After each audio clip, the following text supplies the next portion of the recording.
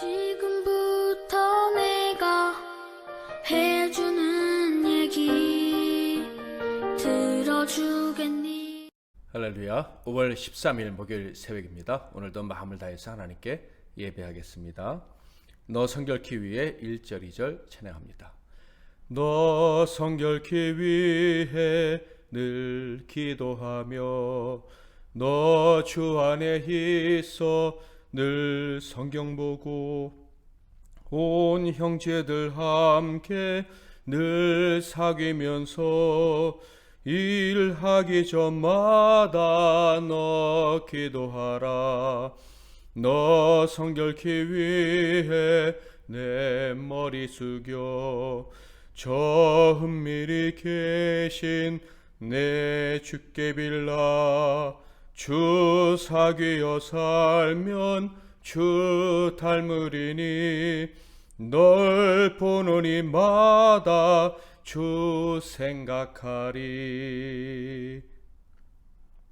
오늘 하나님께서 주시는 은혜의 말씀은 구약성경 잠언 7장 1절에서 27절 말씀이 되겠습니다. 잠언 7장 1절에서 27절까지 말씀 중에서 5절까지 봉독해 드리겠습니다. 내 아들아, 내 말을 지키면 내 계명을 간직하라. 내 계명을 지켜 살면 내 법을 내 눈동자처럼 지키라. 이것을 내 손가락에 매며 이것을 내 마음판에 새기라. 지혜에게 너는 내 누이라 하며 명철에게 너는 내 친족이라 하라. 그리하면 이것이 너를 지켜서 음녀에게 말로 호리는 이방 여인에게 빠지지 않게 하리라. 아멘. 오늘은 혼합된 것을 분별케 하는 지혜, 혼합된 것을 분별케 하는 지혜라는 제목으로 하나님 말씀을 상고하겠습니다. 정상적인 사람이라면 이단에 빠지는 것이 얼마나 나쁜 일인지 위험한 일인지 알 것입니다. 신앙적인 측면에서는 이건 더더욱 잘못된 일이고요, 말할 수 없이 불행한 일이다라고도 할 수가 있겠습니다. 자, 그런데 이렇게 이단에 빠지는 사람이 과연 어떤 사람일까요? 신자일까요? 아니면 불신자일까요? 그것은 대개 기독교 이단들이 포교를 어떻게 하는지 그들의 전략을 보면 금방 알 수가 있습니다. 그들은 불신자가 아닌 신자를 포교의 대상으로 삼는 경우가 훨씬 많고요.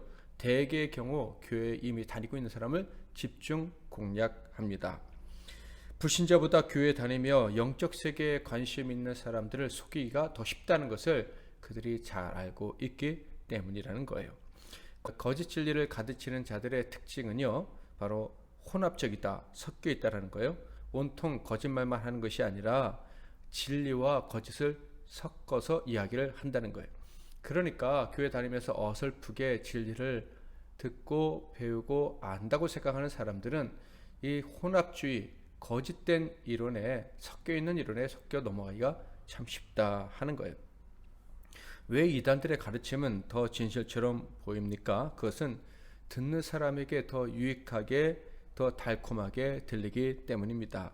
특별히 교회에 다니지만 진리의 말씀에 온전히 관심을 두고 사는 것이 아니라 사실은 세상에 더 관심이 있는데 진리의 말씀을 통해서 세상 것을 추구하려고 하는 사람들에게는 정말 달콤하게 들리는 것이 이단의 가르침입니다. 이단들의 접근 방법은 아주 다양한데 이런 식으로 접근하기도 합니다. 어떤 신자가 하나님을 섬기는 이유가 돈을 잘 벌기 위함이에요. 자, 그런데 교회에서는 같이 기도하자고 하고 또 격려만 해줍니다. 그런데 이단 사수를 전하는 자는 당신을 위해 기도했는데 하나님이 어느 쪽으로 돈을 투자하라 이렇게 말씀하시더라. 그리고 계속해서 기도해 주겠다고 합니다. 물론 은근히 헌금을 요구해서 헌금을 바치고 나면 그 다음부터 더 빠져나오기가 어렵게 됩니다. 자, 얼마나 사악하고 나쁜 방법입니까? 그럼에도 불구하고 여기에 넘어가는 사람들이 참 많다는 거예요. 왜 그렇습니까? 거기에 관심이 있기 때문에요. 뭐예요? 진리가 아닌 그 거짓 교훈이 주는 유익, 그 가짜 선물에 더 관심이 있기 때문에 그렇다 하는 거예요. 참 성도는요, 정말 자기가 어디에 관심이 있는지를 알고 신앙생활을 해야 됩니다. 정말 진리, 하나님 말씀에, 그 지혜의 말씀에 관심이 있는지 아니면 세상에 더 관심이 있는지를 늘 자기 스스로 점검하고 신앙생활을 할 수 있어야 되는 거예요.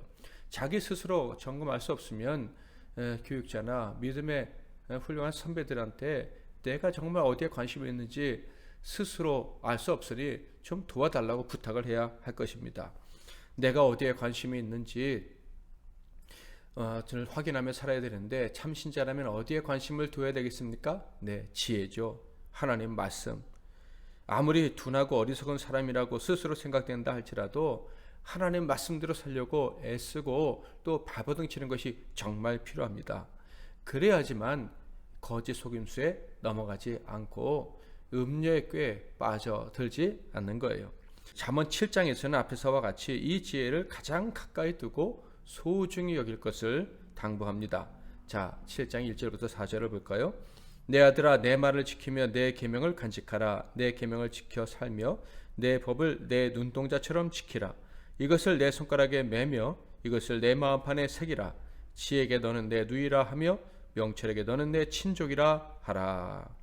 지혜를 간직하고 지혜를 지키며 살되 눈동자처럼 소중히 여기고 그 지혜의 법을 정말 소중히 여겨서 그 지혜의 법에 따라 살도록 해라 라고 이야기를 합니다. 지혜가 손가락과 그리고 마음판에 있도록 하라. 그러니까 가까이 있게 하고 새겨야 된다 이런 얘기죠. 절대로 자신에게 떠나가지 않도록. 그래서 이 지혜는 친족과 같이 여기라. 피가 섞인 가족처럼 여기라 이렇게 얘기를 합니다. 지혜를 가장 사랑하고 가장 소중히 여기며 가장 가까이 하며 살아야 된다라는 거예요.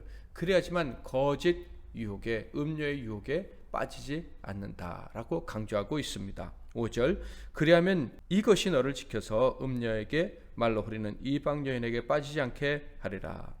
자문을 보면 참 이방 여인, 음녀, 그러니까 음란한 데에 빠지지 않도록 주의하라는 것을 매우 강조하고 있음을 알 수가 있어요. 얼마나 음란의 죄가 무서운지, 얼마나 우리 가까이 있는지 증명하는 그런 말씀이다라고 생각하며 우리 경계심을 갖게 됩니다.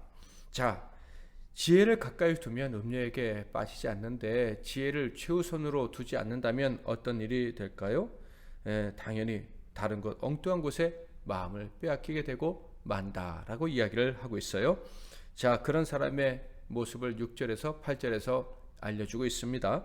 내가 내 집 들창으로 살창을 내다 보다가 어리석은 자 중에 젊은이 가운데 한 지혜 없는 자를 보았노라. 그가 거리를 지나 음녀의 골목 모퉁이로 가까이 하여 그의 집 쪽으로 가는데 저물 때 황혼 때 깊은 밤 흑암 중에라.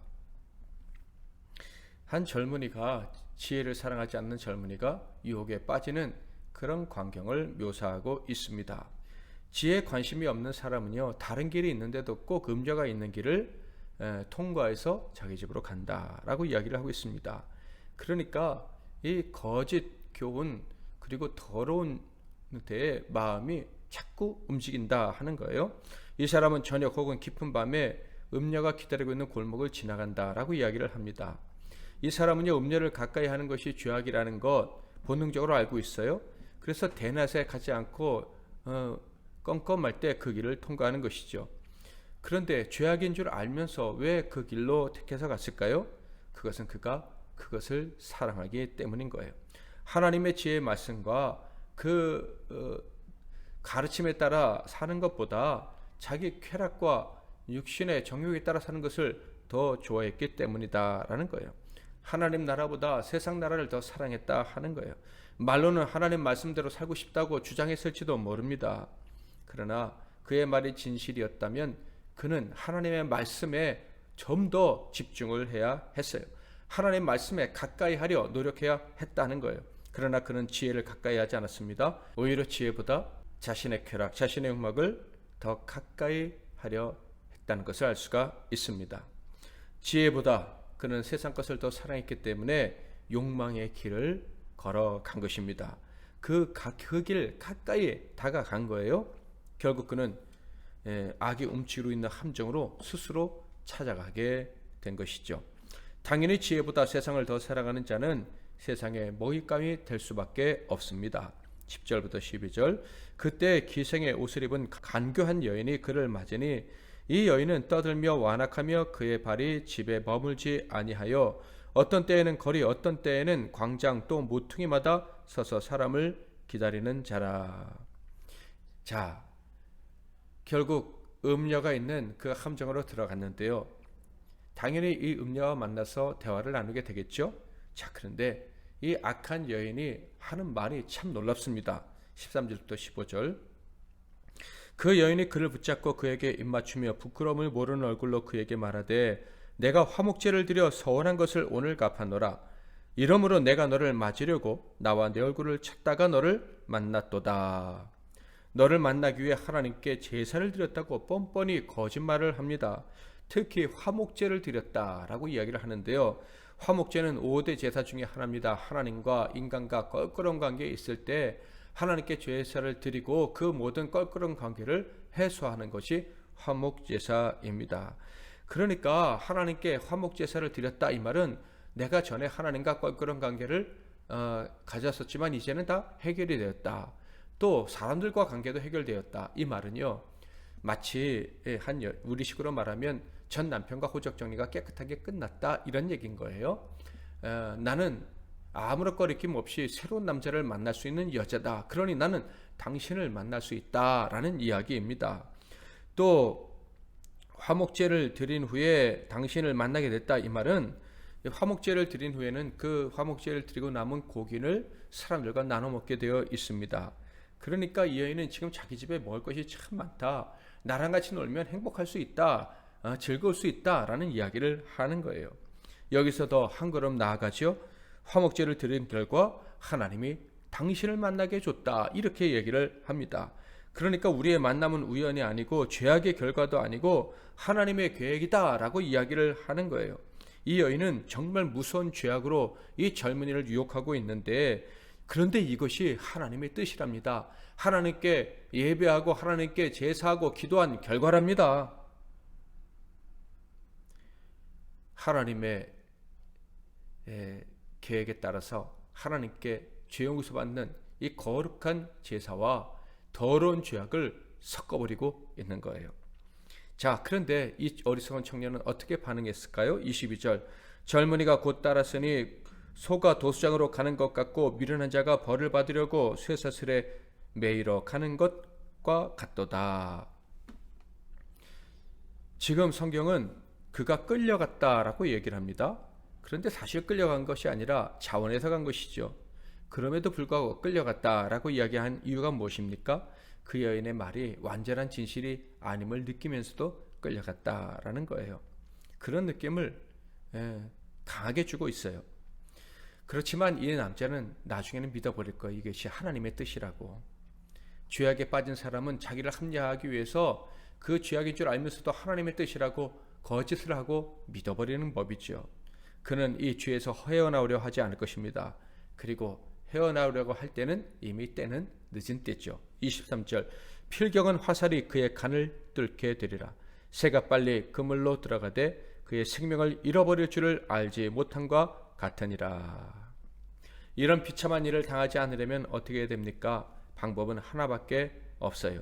이미 모든 사람들이 다 알고 있는 것, 특별히 하나님의 백성들은 너무나도 잘 알고 있고 우리도 잘 알고 있는 것입니다. 24절부터 27절을 읽겠습니다. 이제 아들들아 내 말을 듣고 내 입의 말에 주의하라. 내 마음이 음녀의 길로 치우치지 말며 그 길에 미혹되지 말지어다. 대저 그가 많은 사람을 상하여 엎드러지게 하였나니 그에게 죽은 자가 허다하니라. 그의 집은 수월의 길이라 사망의 방으로 내려가느니라. 우리는 다 죄인들입니다. 그릇된 길로 갈 수 있는 자들이고 쉽게 그릇된 길로 갈 수 있는 사람들입니다. 그러므로 아무리 믿음이 좋은 사람이라 할지라도 자기 자신을 믿어서는 안 됩니다. 우리는 우리를 믿는 사람들이 아니라 하나님을 믿는 사람들이고 성령님께서 우리를 도우신다는 사실을 알고 믿는 사람들입니다. 특별히 우리는 지혜를 사랑하는 사람들입니다. 지혜는 바로 이것입니다. 우리는 우리를 믿지 않고 하나님을 믿는다 하는 거예요. 그래서 우리는 언제나 하나님의 말씀을 가까이 해야 되고 하나님 말씀을 지킬 수 있는 힘을 달라고 성령님께 간구해야 하는 것입니다. 이것이 지혜입니다. 그렇지 않으면 우리가 분별하지 못하는 거짓이 진리로 위장하고 우리를 공격해서 우리를 넘어뜨릴 수가 있는 것입니다. 참으로 지혜를 사랑하고 지혜의 말씀에 따라 살 수 있도록 성령의 도우심을 구하는 저와 여러분이 되기를 바랍니다. 그래서 거짓이 우리를 속이지 못하도록 해야만 할 것입니다. 사람들에게 어리석어 보일 수도 있습니다. 그러나 우리 믿는 자들은 우리의 길은 오직 하나님의 말씀에 의지할 때만 온전해질 수 있음을 인정합니다. 하나님 말씀에 따라 살 때만 우리는 실수하지 않고 성공적인 길을 갈 수 있음을 믿습니다. 저와 여러분이 그런 사람이 되기를 축복합니다. 오늘도 하나님의 지혜가 저와 여러분을 붙들어서 바른 길을 걸어갈 수 있는 그런 하루가 되기를 축원드립니다. 너 성결케 위해 3절 4절 찬양합니다. 너 성결케 위해 주 따라가고 일 다급하여도 당황치 말고 참 즐거울 때나 또 슬플 때나 너 주님만 믿고 늘 따라가라. 너 성결케 위해 늘 기도하며 내 소원을 주께 다 맡기어라. 너 성령을 받아 주 섬겨 살면 저 천국에 가서 더 잘 섬기리. 오늘도 말씀 붙잡고 기도하시고 승리하시는 하루가 되기를 바랍니다. 제가 먼저 잠깐 기도하고 이어서 여러분 각자 기도하시고 하루를 시작하시기를 바랍니다. 살아계신 하나님 아버지, 우리에게 한없는 사랑과 은혜를 베풀어 주셔서 거짓과 진실이 섞여 있어서 참으로 올바른 것을 구별하기 어려운 시대에 저희들을 진리로 이끌어 주시니 정말 감사합니다. 하나님, 그러나 여전히 마귀는 우리를 속이려고 애쓰고 혼합된 진리를 참 진리로 알고 살아가게 만들려고 발버둥치고 있습니다. 이때 저희들이 하나님의 지혜의 말씀에 더 창념하는 것이 무엇인지 알게 해주시고 성령님 도와주셔서 하나님 말씀을 더 사랑하고 그 말씀대로 순종하게 하셔서 마지막 때에 순결을 지키고 살아가는 우리 모두가 되게 하옵소서. 예수 그리스도의 이름으로 기도하옵나이다. 아멘.